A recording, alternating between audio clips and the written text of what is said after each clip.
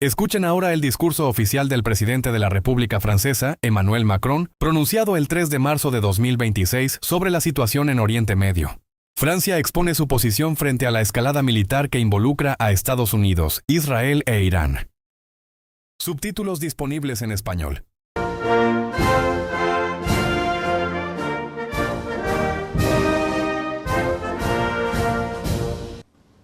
Mes chers compatriotes, depuis samedi dernier, la guerre s'empare une nouvelle fois du Proche et du Moyen-Orient.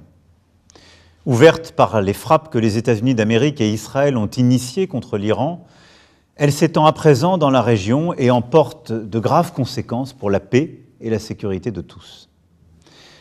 La République islamique d'Iran porte la responsabilité première de cette situation.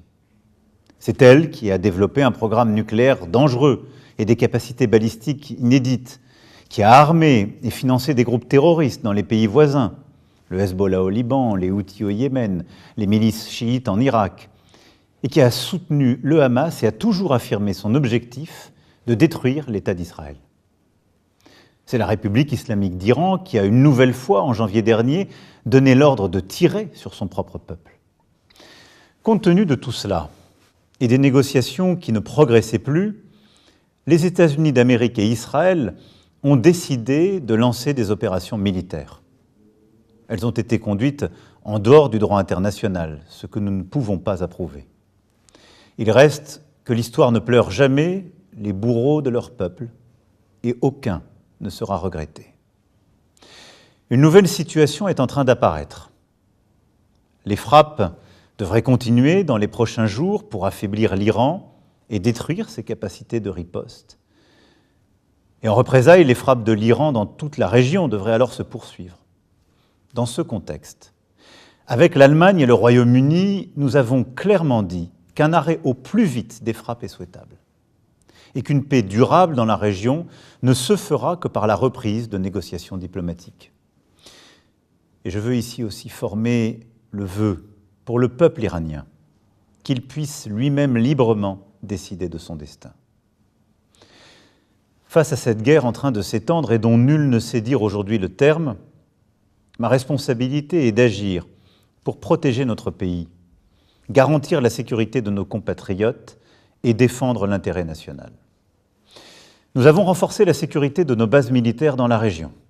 2 d'entre elles ont subi des frappes limitées, ayant causé des dégâts matériels. Et je veux redire ici mon soutien, ma confiance à l'ensemble de nos forces armées.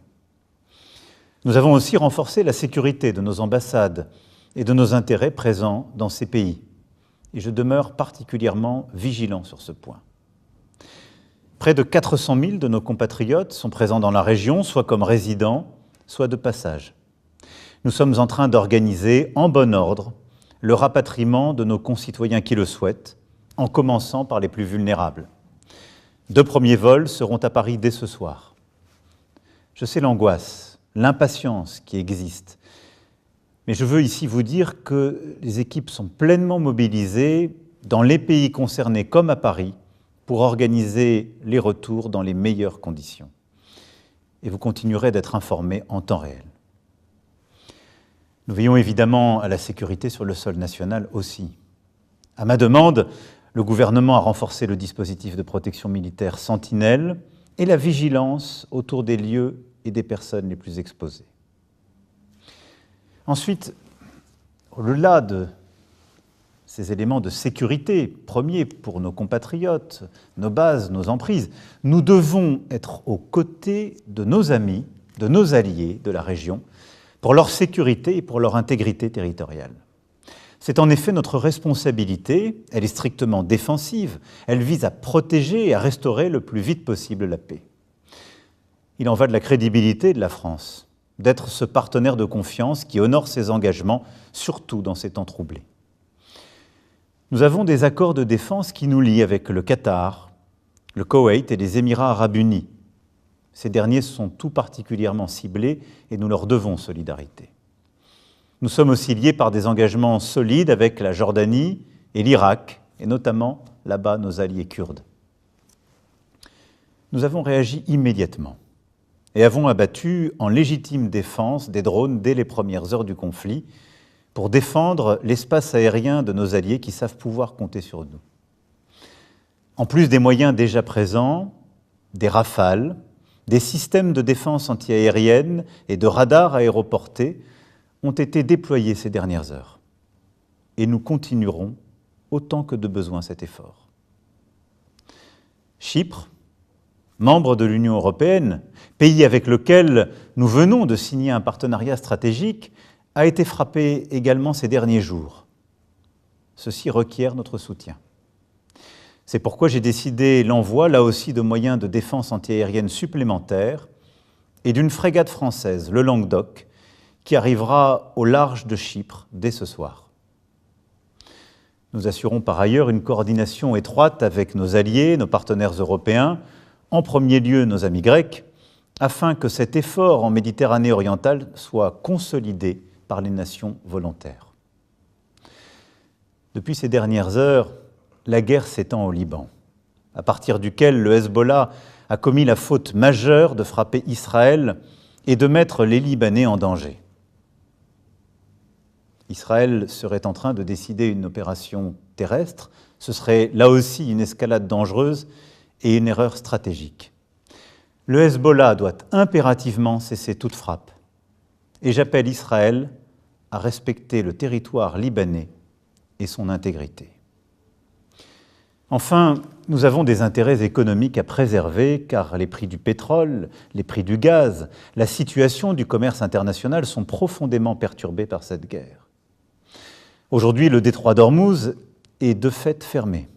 Et c'est par ce détroit que transitent environ 20% du pétrole et du gaz naturel liquéfié dans le monde. Le canal de Suez, la mer Rouge sont aussi sous tension et menacés. Nous sommes à l'initiative pour bâtir une coalition afin de réunir les moyens, y compris militaires, pour reprendre et sécuriser le trafic dans ces voies maritimes essentielles à l'économie mondiale. C'est d'ailleurs ce que nous avons su faire il y a plusieurs mois en mer Rouge. C'est ce que nous devons faire aujourd'hui là-bas.